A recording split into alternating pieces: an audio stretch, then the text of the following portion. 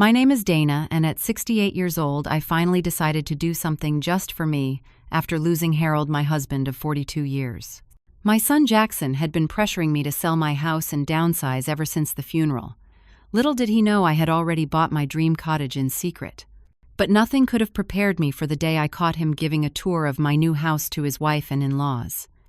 Before I tell you how I turned the tables on my own son, let me know where you are watching from and hit that subscribe button if you have ever had to stand up for yourself against family. I suppose I should start at the beginning. Harold and I were married for 42 wonderful years. He was a kind man, dependable and hardworking. As an accountant, he managed our finances, meticulously tracking every penny in those little green ledger books. Harold was frugal, some might even say tight with money, but it came from growing up poor. He always said, "We are not poor anymore because we are careful with what we have." I respected that about him even when I occasionally wished we could splurge a little. Harold passed away 14 months ago. Heart attack. It happened so suddenly that sometimes I still expect him to walk through the door complaining about the neighbor's dog or bringing me wildflowers he picked on his walk. The grief comes in waves now, not the constant tsunami it was at first. Some days are easier than others. I spent my entire adult life as an elementary school teacher. 3rd grade was my specialty. For 35 years, I taught children to read, write, and navigate the world with kindness. I loved every minute of it, though I will admit those last few years before retirement were challenging, with all the new technology and testing requirements. Still, nothing compares to the feeling of seeing a child's face light up when they finally understand division or read their first chapter book independently. Our family home is where Jackson grew up. It is a 4-bedroom colonial in a quiet suburb of Boston. Not extravagant by any means, but comfortable with a nice yard and mature trees. Harold and I bought it when Jackson was just 2 years old. We saved for years for the down payment, eating tuna casserole twice a week and foregoing vacations. This house represents every sacrifice we made, every dream we built together. Jackson was such a sweet child. Sensitive, always bringing home injured birds or standing up for the kids who got bullied. I remember when he was 10, he saved his allowance for 6 months to buy me a silver bracelet for Christmas. It was not expensive, but the thought behind it moved me to tears. Somewhere along the way, that sweet boy changed. College, perhaps, or his first job in real estate, where success is measured in commission checks and square footage. By the time he married Amanda 8 years ago, Jackson had become someone I sometimes did not recognize. Always checking his phone, talking about property values and investment opportunities even at Thanksgiving dinner. Amanda did not help matters. She is pretty enough, I suppose, with her perfect blonde hair and designer clothes, but there is a coldness to her. She calls me Dayna instead of Mom, or even Mrs.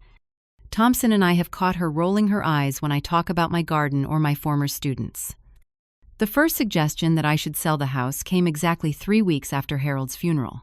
We were sorting through his clothes, deciding what to donate, when Jackson casually mentioned, "Mom, this place is really too big for just you now. Have you thought about downsizing?" I was still finding Harold's reading glasses tucked between sofa cushions and discovering half-used tubes of his shaving cream in bathroom drawers. The idea of leaving our home felt like losing him all over again. "I am not ready to think about that yet," I told him. Jackson nodded sympathetically, but the seed had been planted. From then on, every visit included some comment about the wasted space, or the maintenance burden, or how the stairs might become dangerous for me. He brought printouts of condos and retirement communities, leaving them on my kitchen counter, as if I had requested them. "The market is hot right now, Mom," he would say. "We could get top dollar for this place. It would be the smart financial decision." Jackson is a real estate agent, which made his persistence even more suspicious. I began to wonder if he was more interested in the commission than my well-being. Whenever I expressed doubts, he would sigh dramatically and say, "I am just looking out for you. Dad would want you to be practical." Using Harold against me felt like a low blow. My husband had been practical, yes, but he had also been kind. He would never have pressured me while I was still grieving. What Jackson did not know was that I had always dreamed of a little cottage, something cozy with a garden and a reading nook. Harold never warmed to the idea. "We have a perfectly good house that is almost paid off," he would say. "Why would we start over with a new mortgage at our age?" I understood his perspective, so I tucked the dream away, looking at cottage listings online when he was not around. After months of Jackson's persistent suggestions, something inside me snapped. I was having tea with my friend Lucille when I confessed how frustrated I felt. "You know what, Dayna," Lucille said, stirring honey into her cup. "You spent your whole life taking care of others. First your students, then your family. Maybe it is time you did something just for yourself." Her words stayed with me. That night I looked at my bank accounts. Between my teacher's pension, Social Security, and the life insurance policy Harold had left, I was more financially secure than I had realized. Additionally, Harold had inherited a small sum from his brother the year before he died, which he had set aside in a separate account. Emergency money, he had called it. Well, if reclaiming my life and independence was not an emergency, what was? The next morning I decided I would find my cottage. And I would do it without telling Jackson.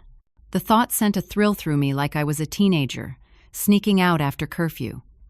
For the first time since Harold died, I felt alive again. I had a secret mission, a purpose that was all my own. The guilt hit me first. What kind of mother goes behind her son's back to buy property? But then I remembered how Jackson had been treating me, the constant pressure, the thinly veiled suggestions that I could not manage on my own. The guilt gave way to a bubbling excitement I had not felt in years. I decided against using Jackson's real estate agency.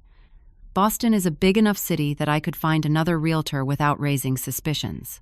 Through a recommendation from Lucille, I met Sophia, a realtor about my age, who had recently started her own boutique agency after years working for a larger company. I got tired of being overlooked for promotions in favor of younger agents, she told me during our first meeting. Turns out clients actually appreciate working with someone who understands their life stage. Sophia was a godsend. When I explained my situation, including my desire to keep the search secret from my son, she did not judge me. Instead, she nodded knowingly. "You would be surprised how often I hear similar stories," she said. "Adult children who think they know what is best for their parents. Let us find you a place that makes you happy." The house hunting process was both exhausting and exhilarating. Sophia showed me condos in historic buildings with beautiful moldings but tiny kitchens. We toured ranch houses with no stairs to worry about but soulless architecture. I saw places with gorgeous gardens but outdated bathrooms and modern open-concept homes that felt too impersonal. "I will know it when I see it," I kept telling Sophia, who never lost patience. Throughout this process, I had to be creative with my excuses to Jackson. When he wanted to come over on days I had viewings scheduled, I claimed doctor's appointments or lunch dates with former colleagues. I started using a rideshare service instead of my own car for house viewings, worried that Jackson might drive by my house and notice my absence. Then on a rainy Tuesday in April, Sophia called with excitement in her voice. "I have found it, Dayna. The perfect cottage. It just came on the market and we need to see it today." The moment I stepped through the door, I knew. The cottage was a small Cape Cod-style home built in the 1950s with original hardwood floors and built-in bookshelves flanking a brick fireplace. At 2 bedrooms, it was exactly the right size for me, with a spare room for crafts or overnight guests. The kitchen had been updated in the last decade with simple white cabinets and butcher block countertops. But it was the backyard that sold me, with its established perennial garden, a small patio, perfect for morning coffee, and a mature maple tree that would provide shade in summer and glorious color in fall. The previous owner was a master gardener, Sophia explained, as we walked the property. She had to move to assisted living, but her family says she is devastated to leave her garden. "I will take care of it for her," I whispered already, imagining myself tending to the flowers and adding vegetables in sunny spots. There was just one complication. The cottage was in Oak Ridge, a neighboring town only 15 minutes from my current home and just 10 minutes from Jackson's neighborhood. The proximity made discovery more likely, but it also meant I would not have to change doctors or find a new grocery store or library. The familiar with a fresh start, the perfect combination. That night I tossed and turned, weighing the risk against the reward. By morning I had made my decision. I called Sophia and told her I wanted to make an offer. "Are you sure?" she asked. "The location is awfully close to your son." "Boston is a big city," I replied. "What are the chances we will run into each other? Besides, I am not going to let fear stop me from having the home I want." My offer was accepted within 24 hours. The sellers were motivated, and I was paying cash thanks to Harold's emergency fund. No mortgage meant no lengthy approval process, and no paper trail that might tip off Jackson, who had friends in the banking industry. Signing the closing papers was one of the most terrifying and thrilling moments of my life. My hand trembled as I wrote my name again and again on document after document. When Sophia finally handed me the keys, I clutched them so tightly they left imprints on my palm. "Congratulations, homeowner," she said with a warm smile. "How does it feel?" "Like freedom," I replied. The next challenge was moving without alerting Jackson. I decided on a gradual approach, bringing over small carloads of possessions each day. I started with books, winter clothes, and kitchenware I rarely used. Each item I placed in my new cottage felt like reclaiming a piece of myself. I hired a cleaning service for my old house, making it easier to maintain two properties temporarily. I told neighbors I was helping a friend who was recovering from surgery, explaining my frequent absences. I scheduled my visits to the cottage during business hours when Jackson would be working, reducing the chance of an accidental encounter. After 3 weeks of this covert operation, I had moved enough to make the cottage functional. I slept there for the first time on a Friday night in May. The bedroom window was open, letting in the scent of lilacs and the gentle chorus of spring peepers from a nearby pond. As I settled into my new bed in my new home that was all mine, I felt a peace I had not experienced since before Harold got sick. "I did it," I whispered into the darkness. "I finally did something just for me." The first 2 weeks in my new cottage were pure joy. I established a morning routine of coffee on the patio, watching cardinals and chickadees visit the bird feeder left by the previous owner.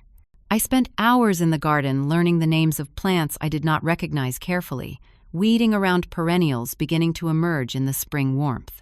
I hung curtains and arranged furniture, making each room reflect my taste without having to consider anyone else's preferences.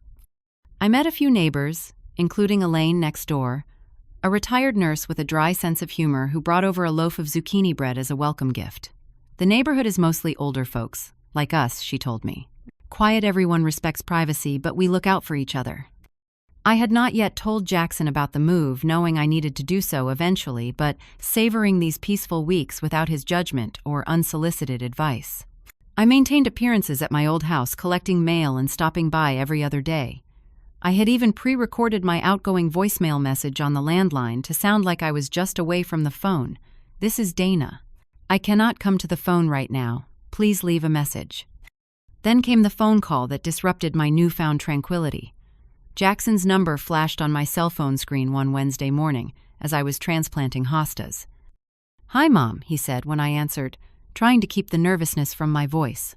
"I have been trying to reach you at the house, but keep getting voicemail." "Oh, I have been busy with various projects," I said vaguely.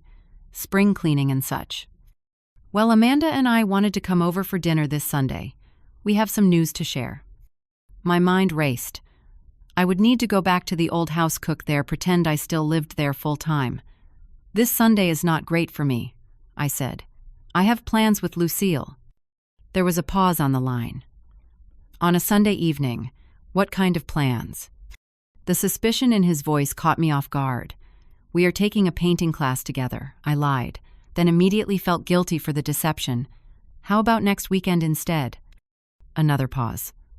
"Mom, is everything okay? You seem different lately. Mrs. Jenkins next door mentioned she has not seen you much." Of course, the neighbors would notice my absence. I should have anticipated that. "Everything is fine, Jackson. I have just been getting out more, that is all. It is what everyone told me to do after your father died, remember. Do not sit at home alone." He seemed to accept this explanation, and we agreed on dinner the following weekend. After hanging up, I sat in the garden, dirt still under my fingernails, and wondered how long I could maintain this double life. Eventually, I would have to tell him about the cottage. But not yet. Not until it felt so completely mine that his disapproval could not taint it. Later that afternoon, Elaine came over while I was planting marigolds along the front walkway. "Your garden is really coming along," she said, then lowered her voice. "By the way, I saw someone looking around your property yesterday while you were out." My hands stilled in the soil, looking around walking the perimeter, peering in windows. A man in his 30s, well-dressed. I was going to call the police, but then he got into a nice car with a real estate sign on it, so I figured he might be legitimate. My stomach dropped. "A real estate agent. Looking at my house. Did you speak to him?" No, he left before I could, but I took a photo of his car just in case. She showed me her phone, and though the image was distant, I could make out a silver BMW. Jackson drove a silver BMW, with his real estate company logo on the door. After Elaine left, I walked around my property looking for signs of intrusion. The garden furniture on the patio had been rearranged slightly, and there were footprints in the freshly mulched flower beds. Someone had definitely been there. That evening, I ordered security cameras online, opting for expedited shipping. 2 days later, I installed them myself, positioning them to cover all entrances and the backyard. The system sent alerts to my phone when it detected motion, providing an extra layer of security and peace of mind. The following Tuesday, while working in the front garden, I saw a familiar silver BMW drive slowly past my house. It did not stop, but I caught a glimpse of the driver. It was undeniably Jackson. My heart raced as I ducked behind a large hydrangea, praying he had not seen me. The car continued down the street and turned the corner. He knew. Somehow he had discovered my cottage. But how I had been so careful. Perhaps he had followed me, or maybe one of his real estate colleagues had mentioned the sale. The real estate community in Boston was relatively small after all. That night, I barely slept, jumping at every sound outside. The next morning, I checked the security camera footage and was relieved to find no evidence of Jackson returning. Still, I felt on edge, like my sanctuary had been violated. I decided to proceed with our planned dinner that weekend, curious to see if Jackson would mention his discovery. I spent Sunday afternoon cooking at my old house, preparing Jackson's favorite lasagna as if nothing had changed. When he and Amanda arrived, I studied their faces carefully for signs of knowledge or deception. Amanda seemed normal, commenting on a new throw pillow I had forgotten to take to the cottage. Jackson, however, was oddly attentive, asking detailed questions about my daily routine and whether I had considered any life changes lately. "You know, Mom," he said as we ate dessert, "one of my clients just sold her house and moved into a beautiful little cottage. She says it is the best decision she ever made, so much less to maintain." I nearly choked on my tiramisu. Was this his way of letting me know he had found out I kept my expression neutral? "Good for her," I replied. "Everyone needs to make their own choices." The conversation then took an unexpected turn. "By the way," Mom, Jackson said casually, "have you done anything with Dad's insurance money and inheritance? Interest rates are terrible right now for just letting it sit in a savings account." "I am still deciding," I said carefully. "Harold always handled our investments." Jackson leaned forward. "I could put you in touch with my financial advisor. He specializes in helping widows manage their assets." The term widows stung as if that single word now defined my entire identity. "Thank you, but I am working with Harold's bank," I lied. "They have been very helpful." After they left, I sat in the empty house that had once been filled with family memories, but now felt like a museum of my former life. Something about the evening had left me deeply unsettled, particularly Jackson's questions about money. The next morning, I stopped by the old house to check the mail before heading to the cottage. Among the usual bills and flyers was an envelope addressed to Jackson, not me, despite this being my address. It had been opened and then hastily resealed. Inside was a property valuation letter from a competing real estate agency, estimating the market value of my new cottage address. My blood ran cold. Jackson was not just aware of my cottage, he was actively looking into its value. But why? The question haunted me all the way back to my new home, where I discovered the garden gate unlatched and more footprints in the soil beside my prized rose bushes. With shaking hands, I pulled up the security camera app on my phone and scrolled back through recent footage. There it was timestamped yesterday while I was having dinner with Jackson and Amanda at my old house. Jackson himself, walking around my garden, taking photos of the exterior and peering through windows. He had even tested the back door handle to see if it was unlocked. The betrayal cut deep. While breaking bread with me, pretending concern about my well-being, he had already violated my privacy and property, but I still did not understand his motivation. Was he simply angry I had purchased a home without his input, or was there something more sinister at play? I called him immediately, my voice steadier than I expected. "Jackson, we need to talk about why you were at my cottage yesterday without my permission."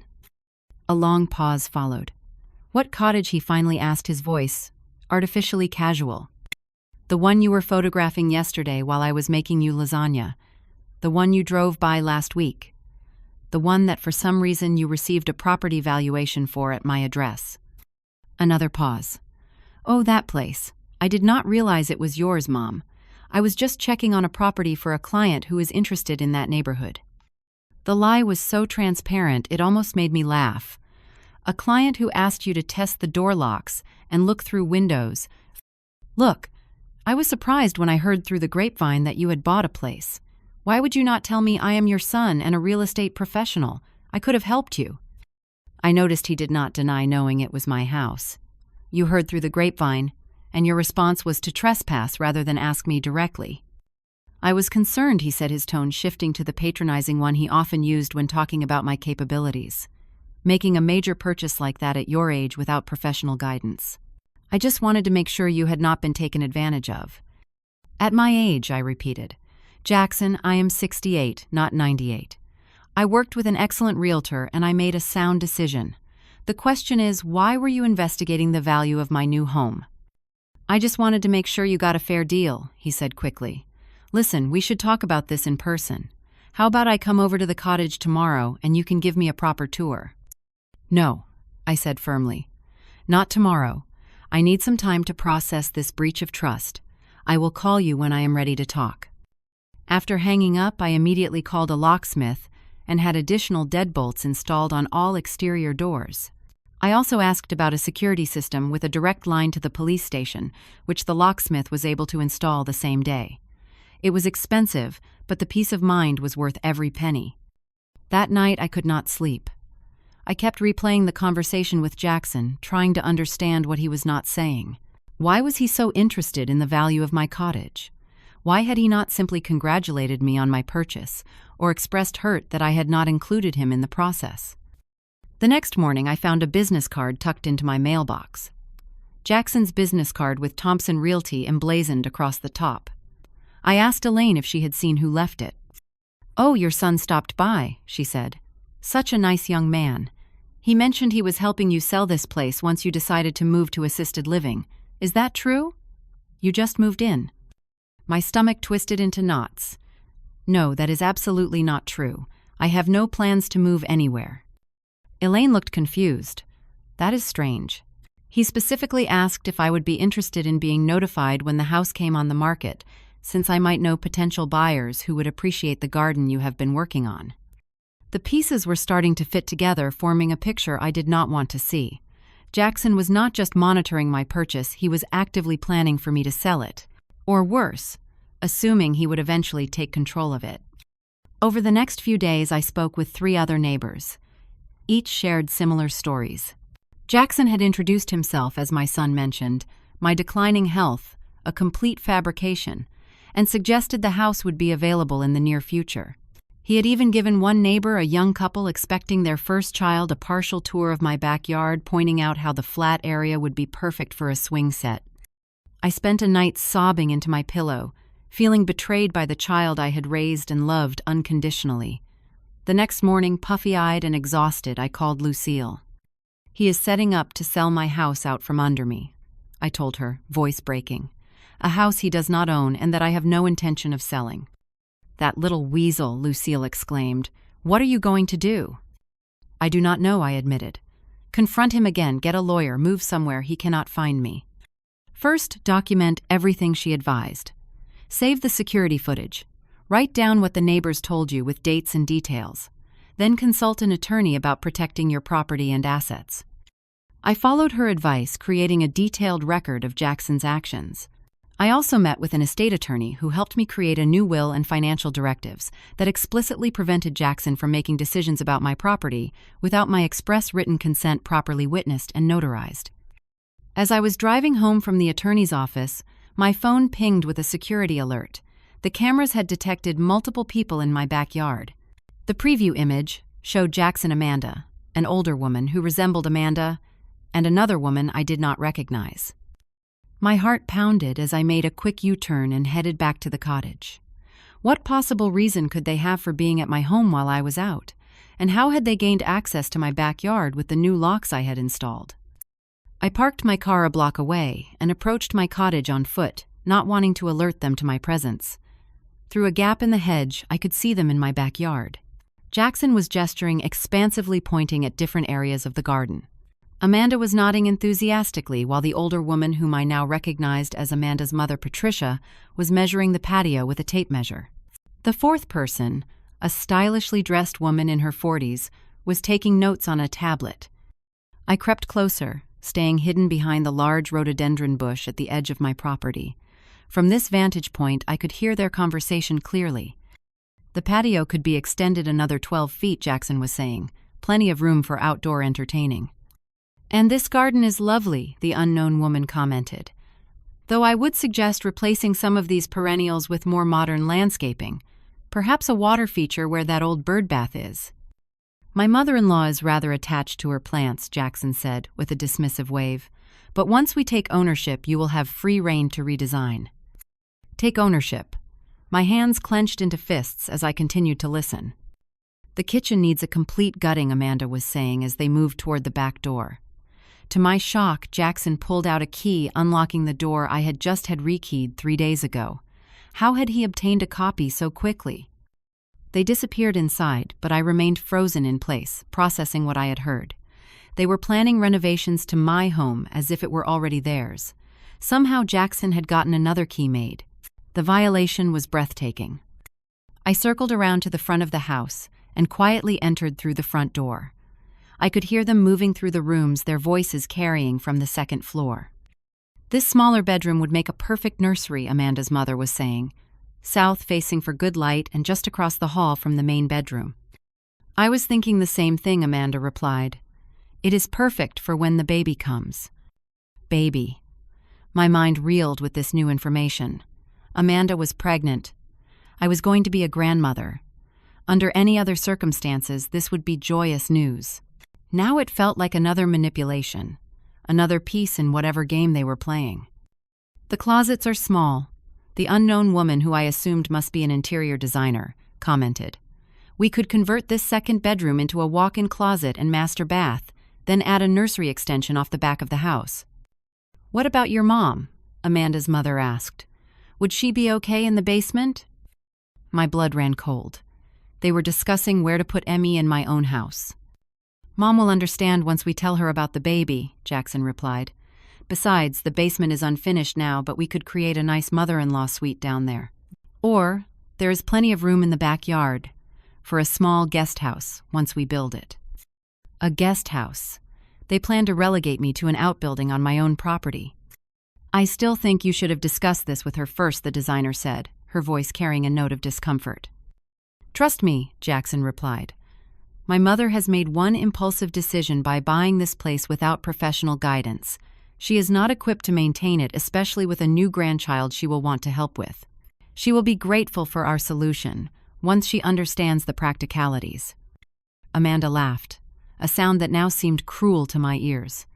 "Besides, she already has a house she was perfectly happy in until recently. She can move back there until we build her space here. Or sell that one," Jackson added. "The market is hot right now." I had heard enough. Rage replaced shock, a cold, clarifying anger that straightened my spine and steadied my hands. I walked up the stairs deliberately, making no effort to hide my approach.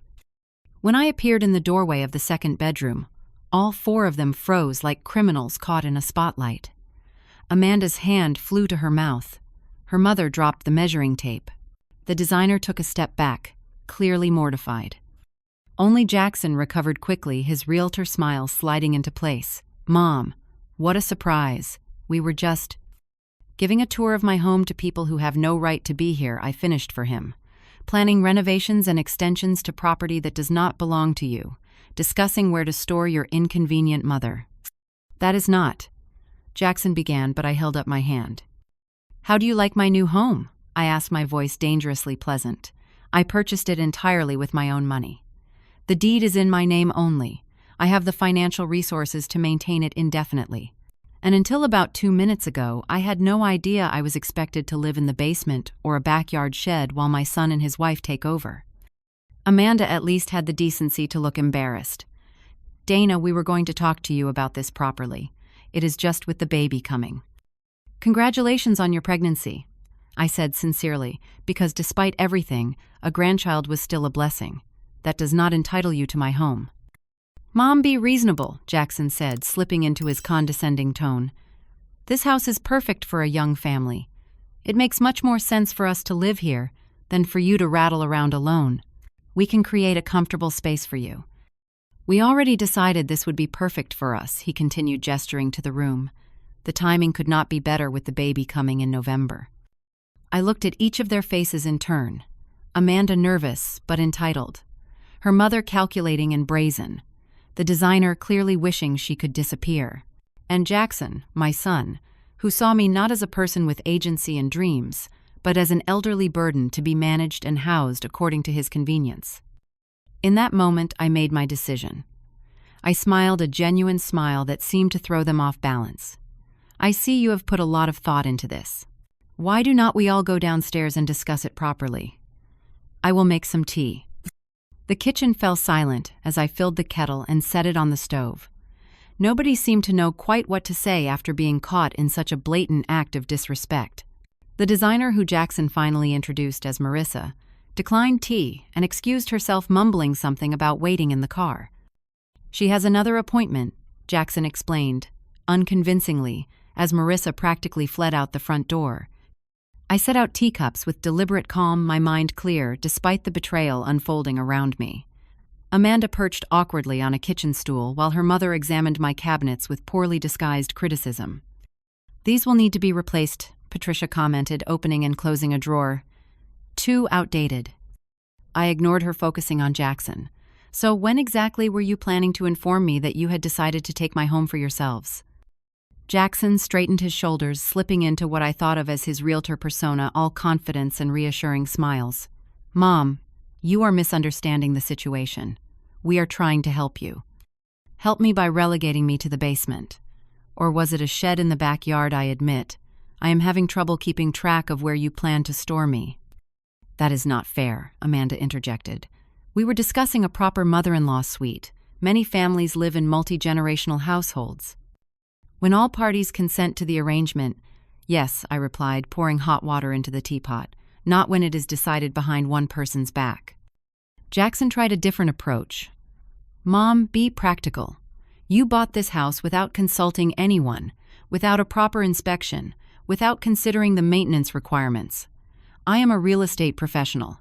I could have helped you make a sound decision instead of this impulsive purchase." Impulsive. I set the teapot down with more force than necessary. I worked with a licensed realtor. I had an inspection. I had the property appraised. I reviewed the disclosure documents. I made a cash offer that was accepted. There was nothing impulsive about it. "But why didn't you tell me?" Jackson demanded, his frustration breaking through the professional veneer. "Because of exactly this," I gestured around the room. "Because you have not respected my decision since your father died. Because you have treated me like an incompetent child rather than an adult who raised you and managed a classroom of third graders for 35 years. We just want what is best for you," Amanda said, her hand drifting to her still flat stomach in what seemed like a calculated gesture. Patricia nodded vigorously. "And with the baby coming, you will want to be close to your grandchild. What grandmother would not want that?" It was manipulative, using my future grandchild as leverage, but I refused to be swayed. "I would love to be part of my grandchild's life," I said honestly, "but that does not require giving up my home." "Look," Jackson said, his voice taking on the patronizing tone that made my skin crawl. "You will be 70 by the time the baby is in kindergarten. This house has stairs maintenance requirements, a large garden to tend. Be realistic about your capabilities." My capabilities, I felt. My temper rising but kept my voice level. "I am in excellent health. I tend my garden daily. I take yoga twice a week. My doctor says I have the blood pressure of a woman 15 years younger." "Everyone declines eventually," Patricia said bluntly. "Better to plan ahead than end up in some facility because you were too proud to accept help." I turned to her, tea forgotten. "I have planned ahead. I have long-term care insurance. I have savings. I have made friends in this neighborhood who look out for each other. What I will not plan for is being pushed aside by my own family before I am ready." Jackson's patience visibly thinned. "Mom, you are being stubborn. This house is perfect for us. It is in a good school district, has a yard for the baby, and is the right size for a young family. You do not need all this space. So I should give it up, because you want it. Despite the fact that I purchased it with my own money in my own name for my own enjoyment. We would compensate you, of course, he said, as if that made it better. You could use that money for your care as you age. The callousness of his statement left me momentarily speechless. When had my son become this person? When had his concern for me transformed into such naked self-interest? Let me be perfectly clear, I said finally. This house is mine. I bought it. I love it. I plan to live in it for many years to come. I will not be moving to the basement or to a shed or back to my old house. I certainly will not be selling it to you or anyone else. Amanda's eyes narrowed. You would deny your grandchild a perfect home out of stubbornness. What kind of grandmother does that make you? It was a low blow, and Jackson knew it had crossed a line. Amanda, he said warningly. But she continued, years of thinly veiled resentment bubbling to the surface. You have always been selfish, Dayna. Harold told us how you were always wanting to spend money on frivolous things while he tried to be responsible. The mention of my late husband in such a distorted way felt like a physical slap. Do not speak of Harold as if you knew him better than I did after 42 years of marriage. He would want us to have this house, Jackson said quietly. He would see the practicality of it. A young family needs space more than a widow living alone. Using Harold against me was the final straw. I stood up straighter, something hardening inside me. Harold would be ashamed of how you are treating me right now. He valued respect, above all else. Something you seem to have forgotten. Jackson's face darkened. This is getting us nowhere. You need to be realistic about your situation, Mom. You are not getting any younger. What happens when you cannot manage on your own anymore? Who will take care of you? I will cross that bridge when I come to it with the support of friends and professionals if necessary. And if we are not available to help because you have pushed us away with your stubbornness, he threatened. The implied ultimatum hung in the air between us. Support his plan to take my house or risk losing access to my son and future grandchild. It was emotional blackmail, pure and simple. That would be your choice, I said quietly, just as this is mine. Jackson stood abruptly. You are making a mistake. When you change your mind, do not expect us to drop everything to accommodate you. Patricia gathered her purse, muttering about ungrateful mothers-in-law. Amanda looked torn, perhaps finally realizing how inappropriate their actions had been. Congratulations again on the baby, I said to her sincerely. Despite everything, I look forward to meeting my grandchild. She nodded slightly, not meeting my eyes. I walked them to the door, maintaining a calm demeanor that belied the turmoil inside me. I wish you all the best in finding a suitable home for your growing family, I said pleasantly. I hear the new development on Westbrook has excellent amenities for young families. Jackson stared at me, seemingly unable to believe I was not capitulating. This is not over, he said quietly. I smiled. Yes, Jackson, Island. This is my home, and that is not going to change. I wish you well in your house hunting. As they filed out the door, I added, please leave your copy of my house key on the table by the door, the one you somehow obtained without my permission. Jackson hesitated, then reluctantly placed the key on the table. We will talk when you have calmed down and can think rationally, he said. I look forward to it, I replied, closing the door firmly behind them. I watched through the window as they walked to their cars, Jackson gesticulating angrily while Patricia nodded in apparent agreement. Amanda looked back at the house, once her expression unreadable, before getting into their BMW. Only when they had driven away did I allow my composed facade to crack. I sank onto the sofa, shaking with a mixture of anger, hurt, and a strange sense of liberation. They had shown their true colors, revealed their plans, and I had stood my ground. Now I needed to ensure they could never try this again. I watched their cars disappear down the street, my heart pounding despite my outward calm. The moment they turned the corner, I sprang into action. I called the locksmith who had installed my security system just days earlier. I need every lock changed immediately, I told him. Someone made unauthorized copies of my keys. To his credit, the locksmith arrived within the hour. As he worked, I explained the situation in broad strokes. Family members who think they know what is best for me, I said, not wanting to admit my own son had betrayed me so thoroughly. "I see this more often than you would think," he replied, installing a sophisticated electronic lock on my front door. "Especially with older clients. Everyone assumes you cannot manage on your own." By nightfall, every lock had been changed, including the garden shed and basement entrance. The new electronic system required both a key code and a physical key, making unauthorized duplication nearly impossible. I felt safer, but I knew changing locks was just the beginning. The next morning, I called the attorney I had consulted previously. "I need to protect myself more comprehensively," I explained. "My son has explicitly stated his intention to take my house for his own family." The attorney, a no-nonsense woman in her 50s named Judith, did not seem surprised. "Let us create an ironclad estate plan that makes your wishes absolutely clear," she said. "And let us add some protections in case your son tries to claim you are not competent to manage your affairs." Over the next few weeks, I worked with Judith to create a comprehensive legal shield around my assets. We updated my will, created a living trust, established durable powers of attorney for healthcare and finances that named my friend Lucille rather than Jackson, and documented my mental competency with evaluations from 2 separate physicians. "This should prevent any attempts to declare you incompetent or unable to manage your affairs," Judith assured me. "But stay vigilant.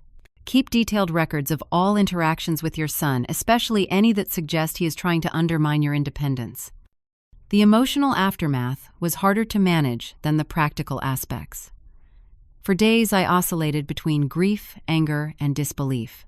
How had my relationship with my son deteriorated to this point? When had he started seeing me as an obstacle rather than a person? The betrayal cut deeper than I could have imagined. Lucille provided emotional support, bringing dinner and sitting with me on difficult evenings. "He will come around," she assured me, "once he realizes you will not be manipulated." I was less certain. Jackson had revealed a side of himself I had never fully acknowledged before. His sense of entitlement to my property, his willingness to lie and manipulate, his complete disregard for my wishes, all pointed to character flaws I could not simply overlook. For 3 weeks, I heard nothing from Jackson or Amanda. Then on a Sunday afternoon, as I was pruning roses, a car pulled into my driveway. It was Amanda alone. My guard immediately went up, but her demeanor seemed different, less entitled and more hesitant. "May I come in for a few minutes?" she asked. "I want to apologize." Cautiously, I invited her into the kitchen. She declined tea or coffee, instead diving straight to the point. "What we did was wrong," she said simply. "Coming into your house, making plans without your knowledge or consent. I have been thinking about it constantly, and I am ashamed of our behavior." The sincerity in her voice surprised me. "Thank you for saying that," I replied. "But I suspect Jackson does not share your view."